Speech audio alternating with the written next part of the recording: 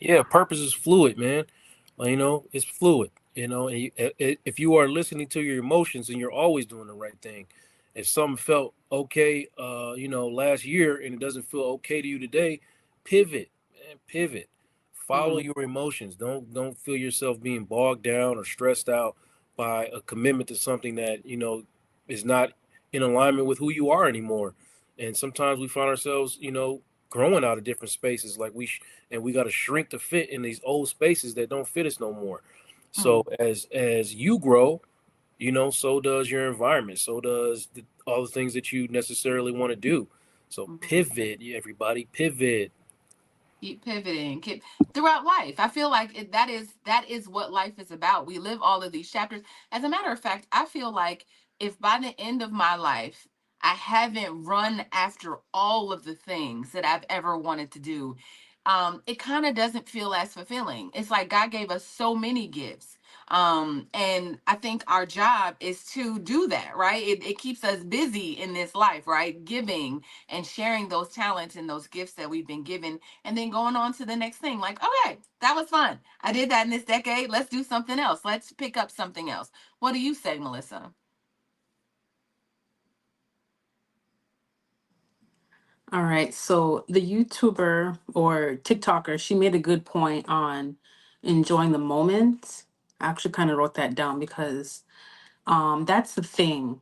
We're just always conditioned to think that, okay, there's another mountain to climb, another one to climb, which is true and it's good because it's ambition and we're supposed to be ambitious. But the balance comes in to where it's like, okay, but you also have to enjoy the moment. Because Mm, the last thing you also want too is to get to the end of your life. And it's like, yeah, I accomplished all these things, but I didn't even enjoy my family. I didn't enjoy my children. Like what I said, my daughter, she's only 5 months. She turned 5 months today, by the way. no. But I have to enjoy her as she gets older, and it's the same thing with everything in our life, right? We all have goals, and yes, we're gonna accomplish it, right? And the ambition is very good, but we have to enjoy the beauty of life. Mm. So Yeah, yeah. I love what you're saying, Melissa. Joe, how do we stop and smell the roses, right? Because she's absolutely right. I know I've been a person that's been guilty of just being like, all right, we accomplished that. The next day it's like, what's next? Right? We get the degree and then the next day it's like, oh my God, what am I about to do? Instead of just being able to Mhm. sit in it and enjoy it. I found myself doing that a lot more these days. Like I'm just about to, this is cool, let me go out and just smell the roses. Let me take a long walk. So how do we do that, Joe? How Mentally, did you how do do it? we, huh? How did you do it? You're a busy person, but you find time to you're a busy, ambitious human being. You Mm-hmm. found time to sit down and enjoy some of the things in life. How did you do it? Well, I had to be aware, like you said, I had to be aware that I actually was in a rat race and that it didn't feel so good and that I wasn't enjoying, I went to therapy too. I'm still in therapy every Tuesday. Every Tuesday, I've been talking to a therapist for the last 4 years of my life.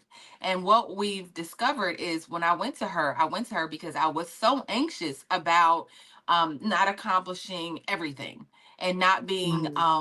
the female version of Steve Jobs or Bill Gates. I don't know. I was like, I should be um I should be rich and like Jeff Bezos. I don't know. I don't know where those things came from, but it's like a societal pressure that is put on you to accomplish, accomplish, accomplish.